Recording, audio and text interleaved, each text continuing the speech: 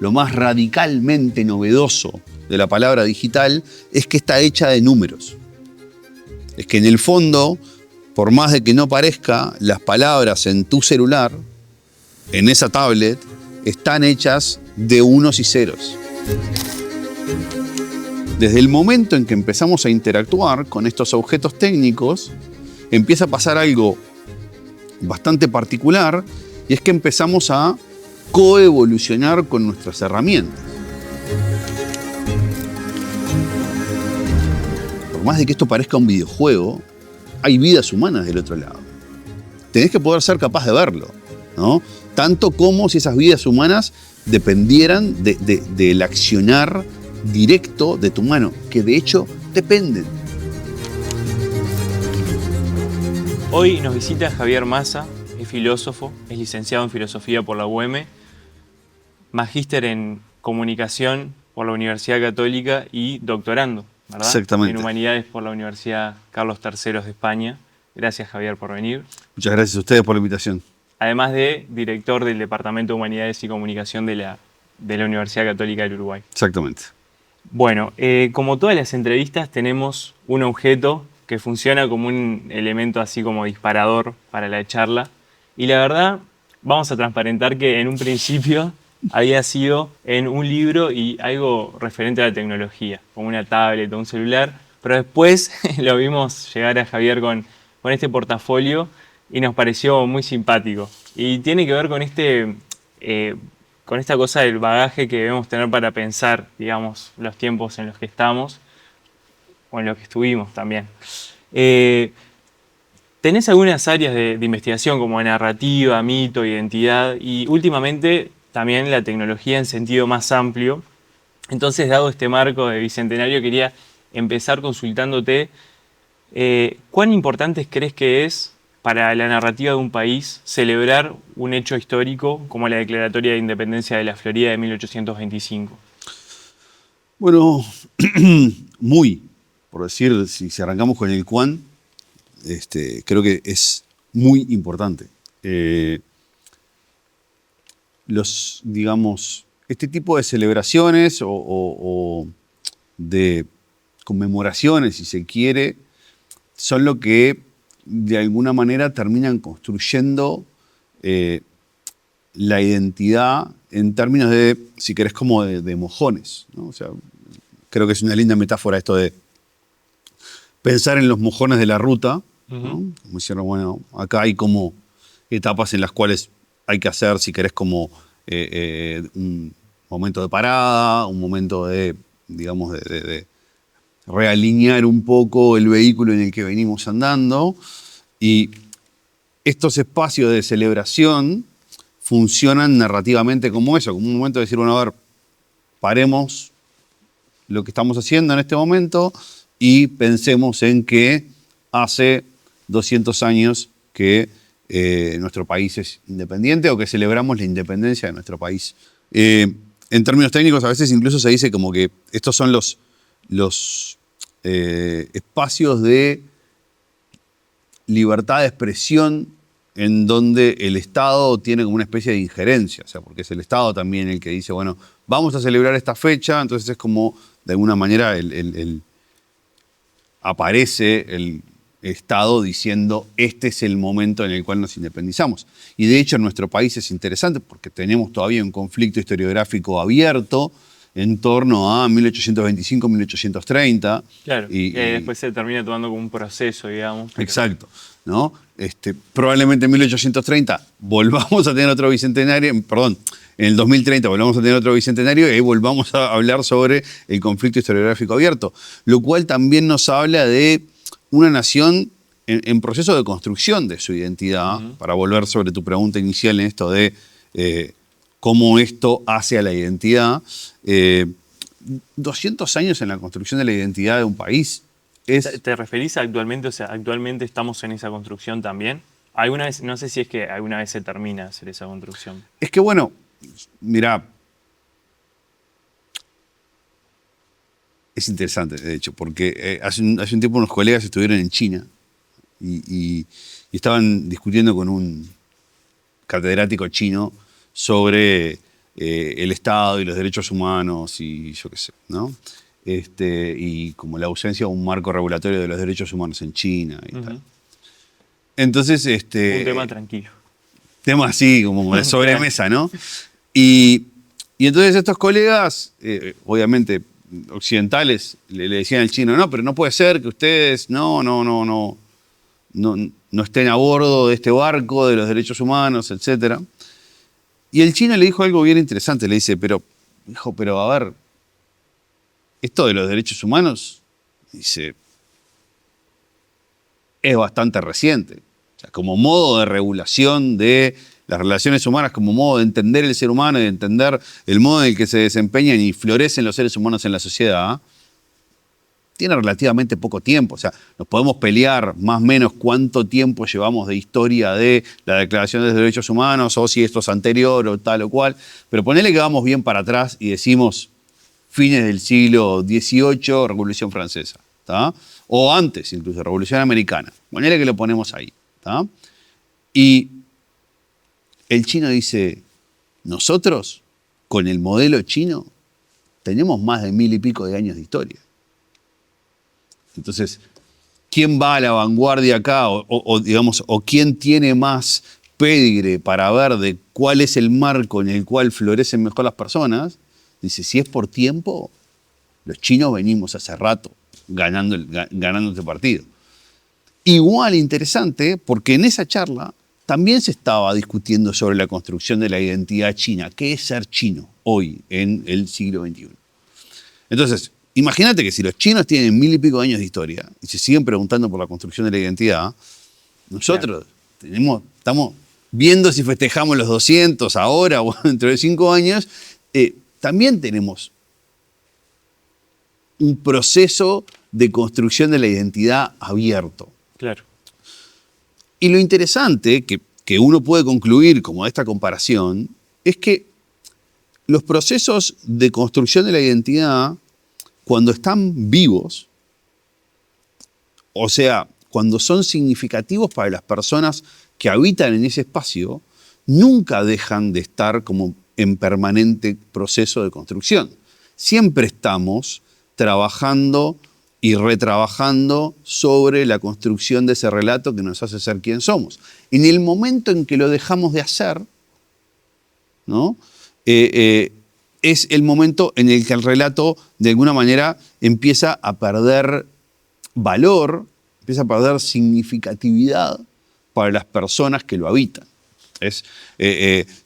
Las religiones tienen esto como muy presente y lo hacen muy bien, y esta es la razón por la cual el sacerdote lee el Evangelio en la misa y por la cual el rabino lee la Torá en la celebración del rito. O sea, es la manera de tener ese proceso permanente de repensar la narrativa que nos hace ser quien somos. Y justamente en el caso del judaísmo y del cristianismo, esos procesos además son interpretativos. Estamos todo el tiempo reinterpretando, resignificando. ¿no? Resignificando.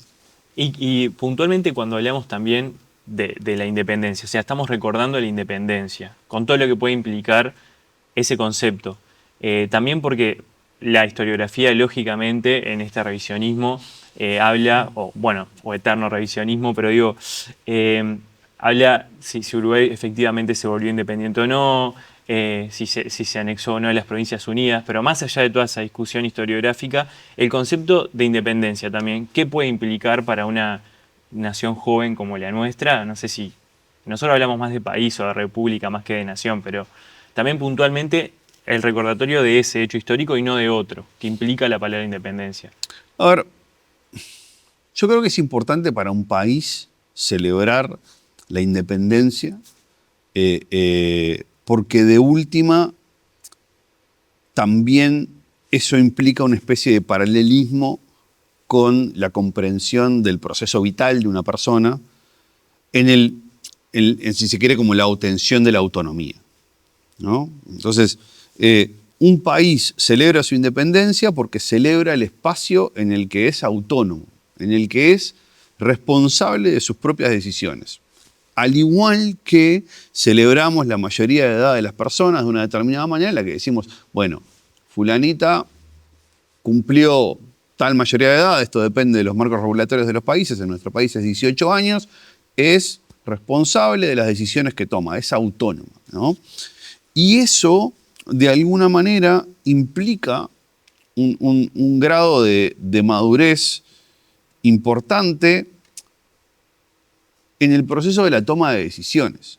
Es como que ahora, al momento de decir por qué fulano hace tal cosa, la última respuesta va a terminar siendo, bueno, porque fulano elige hacer tal cosa.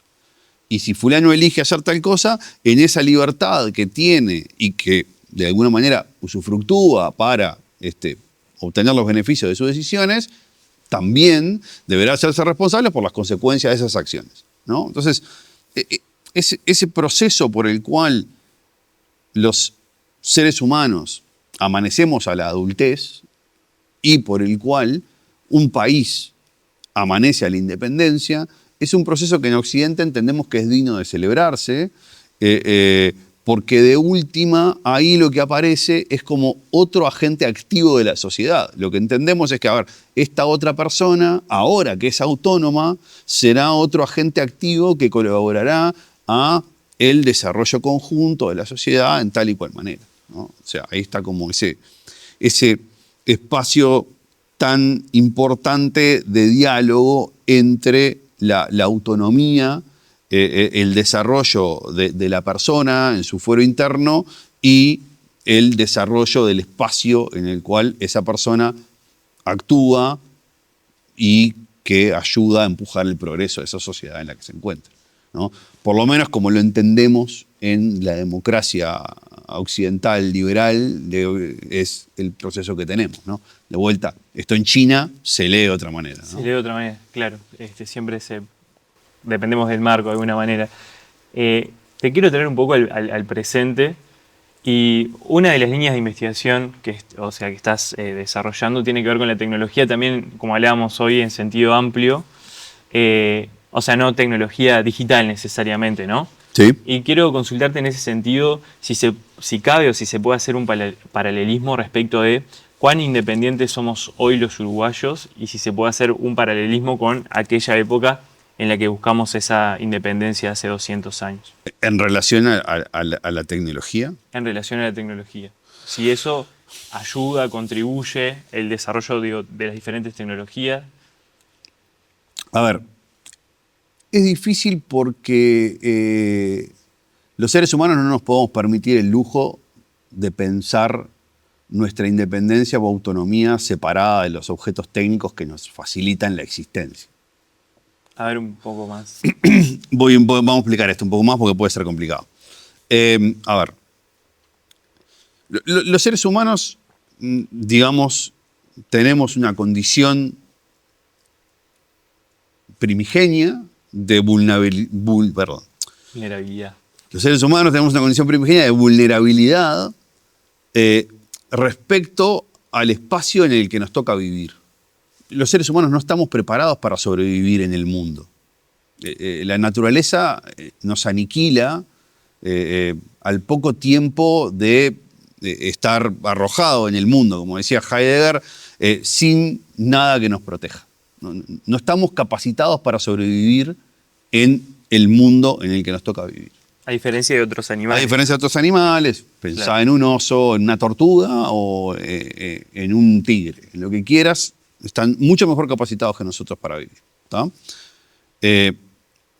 Los seres humanos lo que hemos hecho es, hemos compensado esa deficiencia que tenemos en términos de condición biológica con objetos técnicos. Desde el dominio del fuego, pasando por el hacha de mano, hasta en una línea ininterrumpida de desarrollo que lleva miles y miles y millones de años, hasta la computadora, ¿tá? Si querés, la inteligencia artificial generativa para llegarte al otro punto. Claro, ¿no? Sí. A ver, pero la particularidad que tiene este desarrollo al que me refería recién es que nos insertamos en lo que en filosofía de la tecnología se conoce como una condición co-constitutiva de nuestra humanidad. Desde el momento en que empezamos a interactuar con estos objetos técnicos, empieza a pasar algo bastante particular, y es que empezamos a coevolucionar con nuestras herramientas. Entonces, no solo ya empezamos a hacer cosas que no hacíamos antes cuando tenemos un hacha de mano para poder romper un coco o separar la carne del cuero, ¿no? Sino que además empezamos a delegar funciones que antes realizábamos con el cuerpo a funciones que ahora se realizan con las herramientas. O sea, podemos definir de alguna manera a un elemento tecnológico como una extensión o... Exactamente. Los elementos técnicos son extensiones de nuestra humanidad. Son formas en las cuales nosotros, de alguna manera, aumentamos capacidades que tenemos en, digamos, gran medida con objetos externos a nuestra humanidad. A mí un ejemplo que me gusta mucho acá es pensar en las tecnologías de la excavación, desde la mano, ¿no?, hasta la pala mecánica. Y que si vos te fijas en la pala mecánica, en la forma de la pala mecánica, claro, hasta visualmente es como una especie de persona con, ¿no?, el brazo. Un brazo, claro. Exacto. Ahora, la particularidad que tiene este modo de prolongar es que al tiempo que empezamos a subirle el volumen a lo que podemos hacer con estos objetos técnicos, también esas cosas empiezan a quedarnos existencialmente un poco más lejos. Volvamos sobre las tecnologías de la excavación, y cuando vos haces un pozo con las manos, te lastimás los dedos, probablemente, o te ensuciás los dedos, probablemente te quede tierra debajo de las uñas, se te formen callosidades en la mano si haces este proceso muy seguido, etcétera, etcétera, etcétera. Y el pozo que haces es relativamente pequeño. Ahora, cuando vos utilizás la pala, y cuando después subís a eso, a la pala mecánica, y después a eso, a la retroexcavadora, ¿no?, en cada uno de estos saltos, el pozo que vas haciendo es más grande, pero también te queda a mayor distancia esa experiencia del barro en la mano. Entonces, hay un momento en el que te olvidás que estás haciendo un pozo, si querés. O que te podés darte el lujo de olvidarte que estás haciendo un pozo. Vas a estar más concentrado en el manejo de la máquina. Pasás a operar una máquina que hace un pozo. No estás haciendo un pozo. ¿Se entiende? O sea, y también debe ser cada vez más complejo bajarte de ese desarrollo tecnológico. Exacto, porque ahora el pozo grande, o sea, dependemos del pozo grande para poder tener edificios que tengan estacionamientos subterráneos, por ejemplo. Y hay un tema de eficiencia, ¿no? O sea, se hace más grande y requiere exacto, menos tiempo, probablemente. Ojo, y esto que quizás parece trivial, plantéatelo en otros ámbitos en los cuales también tecnificamos las cosas que hacemos, como por ejemplo la guerra. Hoy... A eso quería ir porque de alguna manera nuestros libertadores, si se los puede llamar de esa manera, son hijos de esas tecnologías de alguna manera, de esas estrategias de batalla. Claro, pero esa batalla en el siglo XVIII, ¿sí?, siglo XIX, incluso hasta ya te diría, es quizás, y acá vale la pena hablar más con un historiador para ser como un poco más preciso, pero quizás hasta la Primera Guerra Mundial o claro, en determinados... Después ya se da un punto de inflexión más. O sea, ahí en la Primera Guerra Mundial, ya después en la Segunda Guerra Mundial ya se empieza a despegar de esto, ¿no? Pero esas batallas hasta ahí, digamos, eran batallas donde la muerte del otro era muy cercana. ¿Y eso qué puede llegar a implicar? De vuelta, a ver, el grado de obviedad, si querés, sobre la responsabilidad de mis acciones, o el grado de patentismo de la responsabilidad de mis acciones, cuando yo las tengo más cerca existencialmente y cuando las puedo, digamos, sentir físicamente, es mucho más importante que cuando las empiezo a distanciar técnicamente. es mucho más evidente para el soldado del siglo XIX que le clava un cuchillo en el pecho a otro y en ese proceso se llena de sangre y sudor y entrañas y demás, que le acaba de quitar la vida a otra persona, que para el soldado en el siglo XXI que maneja un dron que a miles y miles y miles de kilómetros de distancia dispara un misil que mata a 40 personas. No quiere decir que no haya responsabilidad en los dos casos. Quiere decir que para el señor que está manejando el dron en el siglo XXI, esa responsabilidad no se le aparece tan evidente. Hannah Arendt marca esto en el juicio Eichmann cuando habla de los procesos de banalización del mal. Y dice, Eichmann era responsable de la muerte de millones de personas desde atrás de un escritorio, llenando planillas y poniendo sellos. Y eso es un proceso en donde estamos presos de nuestra co-constitución técnica. El progreso tecnológico viene de la mano de estos procesos de distanciamiento existencial. Y también acá, ojo, otro cuidado es, ¿esto quiere decir que tenemos que abandonar el proceso del progreso tecnológico? Bueno, yo soy de los que creen que no. Yo soy de los que creen que tenemos que, digamos, persistir en el proceso del progreso tecnológico, porque es ese progreso tecnológico también el que nos ha permitido aumentar la calidad y el tiempo de vida. Es el progreso tecnológico el que nos ha permitido disminuir la mortalidad infantil. Es el proceso tecnológico el que nos ha permitido aumentar la cantidad de alimento que somos capaces de producir, sin el cual hoy se moriría más de la mitad de la población de la Tierra. Y además, la mitad de la población en peores condiciones económicas. Entonces, no necesitamos, digamos, si se quiere, la respuesta que frente a esto dice hay que parar el progreso tecnológico porque nos está deshumanizando, desconoce el vínculo entre la tecnología y condición humana y de alguna manera es una respuesta que termina siendo facilista porque es como, bueno, pero si paramos el progreso tecnológico, entonces paramos todo esto. Paramos todos estos otros beneficios que tenemos. Se vuelve a morir más gente, nos volvemos a morir más jóvenes, tenemos que suspender determinado tipo de procesos médicos que hoy se llevan a cabo gracias a ese progreso tecnológico.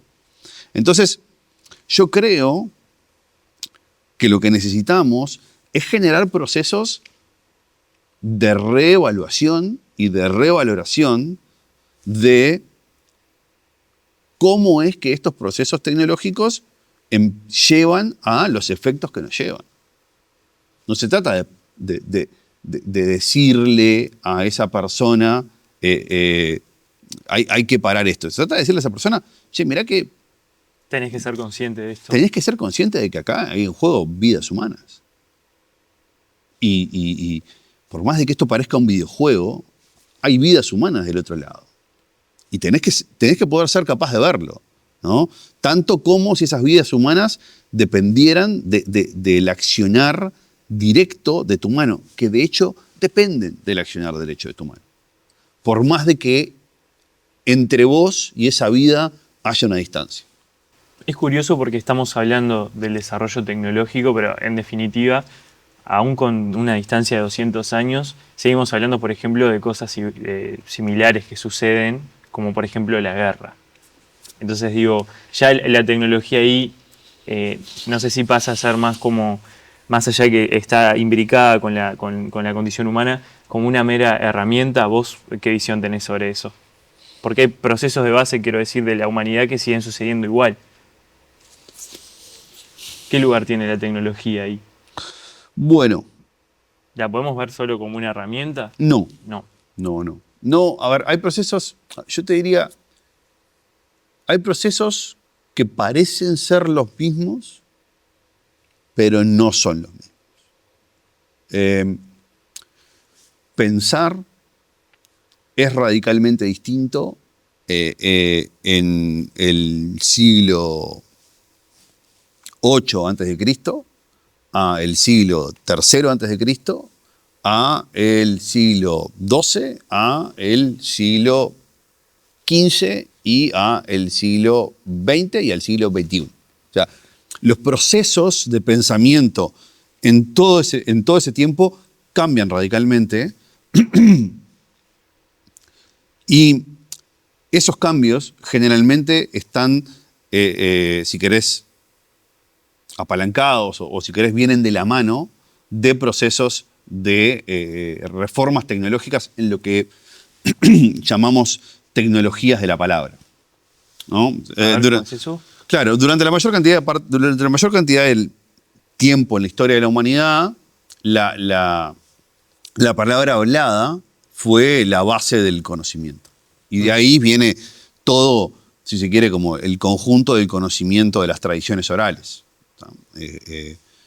Si querés, el mundo de la Grecia arcaica o incluso de Sumeria y Babilonia, incluso el mundo egipcio pre-escritura. Cuando aparece la escritura en todas estas civilizaciones que yo acabo de nombrar, digamos, la jugada cambia radicalmente. Entonces, a mí me gusta, particularmente en el mundo egipcio esto se ve muy claro, en los procesos de los rituales religiosos. Vos entrás a una tumba egipcia y lo que lees en las paredes es, supongamos que es la tumba de Ramsés, y dice: oh Ramsés, tú que vives entre los muertos, vuelve a la vida mientras yo pronuncio estas palabras, etcétera, etcétera, etcétera. Lejos de, por favor, salgamos rápidamente de La Momia digamos, y las películas de terror / ciencia ficción, thriller, en torno, que ahí hay un canto para resucitar efectivamente a la momia y que salga caminando. Lo que les estaba pasando a los egipcios ahí era que se estaban dando cuenta de que habían inventado algo, la escritura, por lo cual podrían hacer algo que hasta ese entonces era impensado, y era que el nombre de una persona trascendiera en el tiempo y en el espacio. Y que hoy nosotros acá, tengamos 2025, claro, de quién es Ramsés, podamos hablar de Ramsés. Y que al nombrarlo, efectivamente Ramsés vuelva a la vida en nuestras cabezas, porque a no ser que no funciones igual que el resto de los seres humanos hasta ahora, estás pensando en Ramsés en este momento, solamente porque yo lo nombré. Ese proceso de poder solidificar el pensamiento cambió radicalmente el proceso del pensamiento en Occidente. Tanto así que Platón lo registra en el Fedro a Sócrates, que era un gran abanderado del mundo de la oralidad, diciendo: esto de la escritura no es una porquería, va a romper el pensamiento. Y es cierto, tenía razón, rompió el pensamiento tal como él lo entendía y como lo concebía, y del tipo de pensamiento que él era un maestro. Por eso siempre los principales luditas son los grandes maestros de la vieja tecnología. Por eso Umberto Eco dijo respecto a la tecnología digital: esto congrega a todos los idiotas del pueblo y le da voz. Sobre todo con Twitter, ¿no? Se le había agarrado con Twitter. Exacto, ¿no? Y Umberto Eco era el gran abanderado de la tecnología anterior, de la tecnología eléctrica, si querés, de la tecnología de la televisión, ¿no? O sea, que escribió los grandes ensayos en torno a recepción y difusión de productos televisivos y radiales, e incluso de cómics y demás. Entonces, bueno, ¿y estaba diciendo esto sobre las nuevas tecnologías? Sí, estaba diciendo esto sobre las nuevas tecnologías. ¿Por qué? Porque justamente hay un espíritu conservador siempre en esto. Lo que él mismo llamó apocalíptico se integraba ante la emergencia de... Ese espíritu conservador siempre aparece. Esto de decir: bueno, y esto nos va a destruir. Pará, porque si esto es así, entonces esto va a romper todo. Sí, va a romper todo. Probablemente. Bueno, nos está pasando ahora con la inteligencia artificial.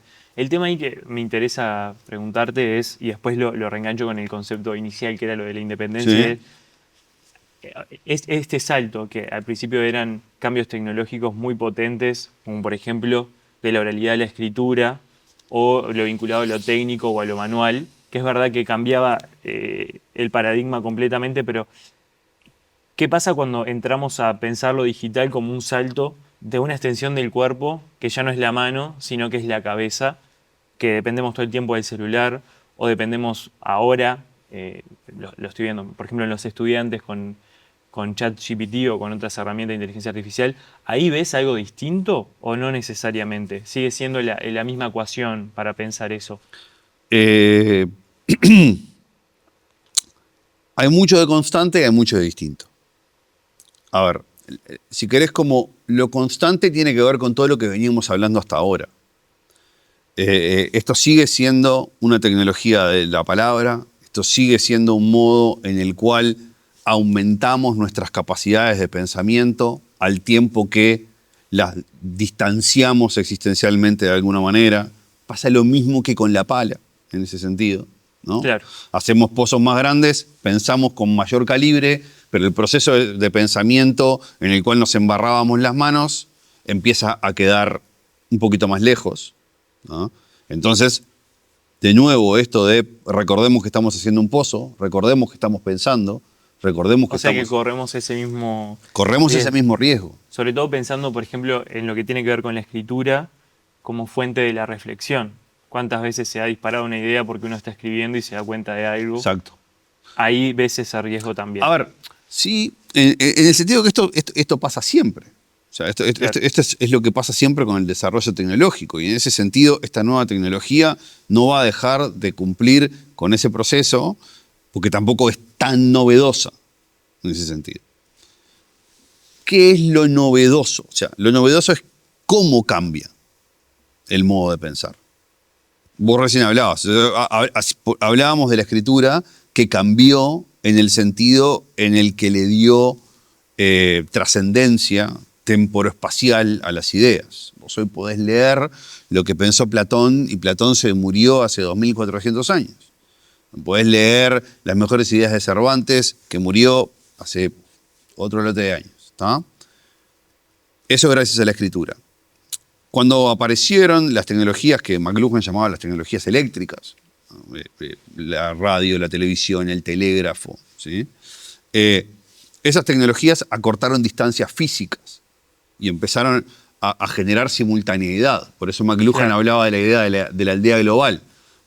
Esas tecnologías son las que hoy siguen haciendo posible de que vos estés consciente en tiempo real de que hay una guerra en Ucrania. Y hay otro conflicto en África y está pasando tal cosa en Estados Unidos. O sea, eso sigue siendo posible gracias a las tecnologías eléctricas que te dan esa velocidad, la velocidad de transmisión de la luz, ¿no? Para poder efectivamente tener esa simultaneidad con el mundo en el que vivimos hoy. No hay globalización sin radio, televisión y electricidad, ¿no? ¿Qué es lo nuevo de las tecnologías digitales? Bueno, lo nuevo de las tecnologías digitales viene de la mano de la transformación de la palabra a un sustrato numérico. Lo más novedoso de las tecnologías digitales, o si querés como lo más radicalmente novedoso de la palabra digital, es que está hecha de números. Es que en el fondo, por más de que no parezca, las palabras en tu celular, en esa tablet, están hechas de unos y ceros. Y como están hechas de unos y ceros, entonces son calculables. Solamente hace falta desarrollar el poder computacional necesario para poder calcularlas en cada vez mayores volúmenes, como nos sucede con la inteligencia artificial generativa hoy. Bueno, ese es otro componente también, ¿no? La vorágine, ese frenesí, digamos, con que se dan los cambios también. Sí, No solo estos procesos de los que hablamos, que de por sí ya cambia mucho, cambia la regla del juego, sino también que estos procesos de cambios capaz que sí son mucho más mucho más rápidos que antes, que la digestión de esos procesos, o sea, teníamos más tiempo de asimilación, ¿no? A ver, ahí sí también hay un diferencial importante en esto de cómo pensar el desarrollo de las tecnologías. O sea, estas tecnologías cambian más rápido y como cambian más rápido, en un proceso que habitualmente se denomina el proceso de aceleración tecnológica, o aceleración del cambio tecnológico, para ser más precisos, como cambian más rápido, entonces tienen menos tiempo para desplegar su potencial. Vos tenés que pensar que para tener formas elevadas de contenido televisivo como tenemos hoy cuando miramos Stranger Things o cuando miramos Game of Thrones o Band of Brothers o grandes series televisivas con alto contenido dramático y de cierto calibre artístico, tardamos, te diría que vamos por unos 70 años para haber llegado a ese proceso, ¿tá? De ensayar y ensayar, ensayar, ensayar con el seriado televisivo, que es el contenido típico de la televisión, ¿no? O sea, claro. digamos, la narrativa seriada, ¿no? Twitter no lleva 20 de existencia y ya cambió su formato N veces, ¿no? Lo que lleva a que no le estamos dando tiempo a la maduración de los contenidos que los usuarios pueden generar en esa herramienta, porque no estamos dando tiempo como de entender la gramática de la herramienta, porque ya te estamos cambiando la gramática. Entonces, en el momento en que me cambiaste la gramática, toca volver a aprender a escribir. Entonces, ahora Twitter ya, los 280 caracteres ya no están más, ahora se pueden escribir tweets largos, ahora hay hilos, ahora hay un bot de inteligencia artificial adentro de Twitter, y yo que antes me había acostumbrado a escribir estos hilos maravillosos con frases de 280 caracteres, ahora ya perdí esa capacidad y por lo tanto tengo que acostumbrarme a hacer algo nuevo. Y la respuesta es, ¿y bueno, y para qué? Si dentro de tanto tiempo va a aparecer otra cosa y otra cosa y otra cosa y otra cosa en la plataforma. Entonces es como que empezamos a perder esa idea de que si yo me acostumbro a usar esto de buena manera y a sacarle punta a este lápiz, puedo hacer algo interesante con esto. También lo positivo es que tenemos acceso a más información, o sea, Sí. lógicamente hay cosas positivas, pero también siempre está esta idea que también entiendo que históricamente es constante de que de alguna manera o perdemos la independencia o vamos a quedar medio bobos por usar tanta tecnología. O sea, pasaba con la irrupción de la tele, pasa ahora. ¿Y eso vos cómo lo ves relacionado al concepto de independencia? ¿La perdemos? ¿No? No. ¿Cómo elaboramos eso?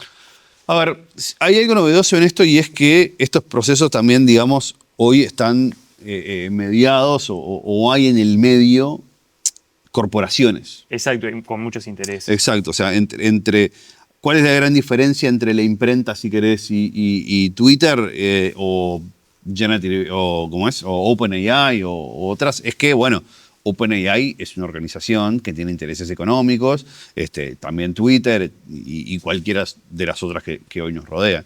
Entonces, hay un tercero acá ahora en el juego y no hay que ser ingenuo en el sentido de que simplemente está proporcionando una herramienta sin ganar nada en el intercambio. Ahí sí ves un riesgo. A ver, me cuesta pensar en cuánto hay un riesgo y en cuánto hay, digamos, un espacio en el cual tenemos que ser conscientes de que siempre estamos dialogando y pensando con un tercero en la ecuación, ¿no? O sea, sí hay una novedad. Esa novedad necesariamente implica un riesgo en términos de pérdida de independencia. Yo no me animaría a decir que sí, pero sí me animaría a decirte de que, bueno, no es lo mismo hacer que hacer con alguien siempre al lado, de alguna manera mirando lo que estás haciendo. O sea, hay una diferencia ahí. Javier, en esta charla no soy yo solo el que pregunta. Los niños de la obra social salesiana Picapiedra de Melo también hicieron una reflexión y quieren conocer tu opinión al respecto.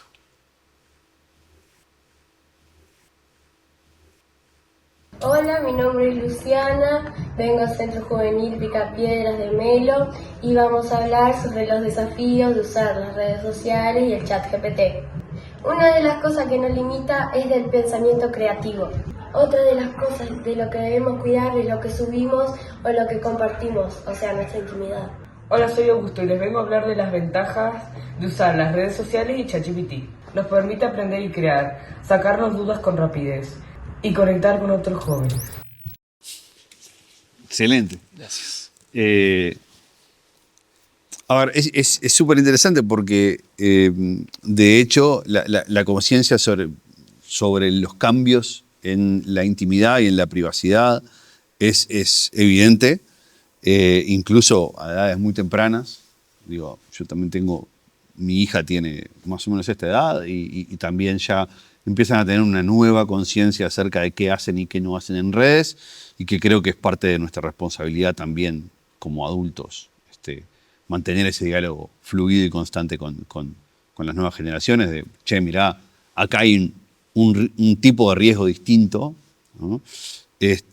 Y también es interesante esto de notar la velocidad como un factor diferencial, ¿no? Creo que uno de los chicos decía, ¿no? O sea, vamos más rápido, creamos más rápido, ¿no?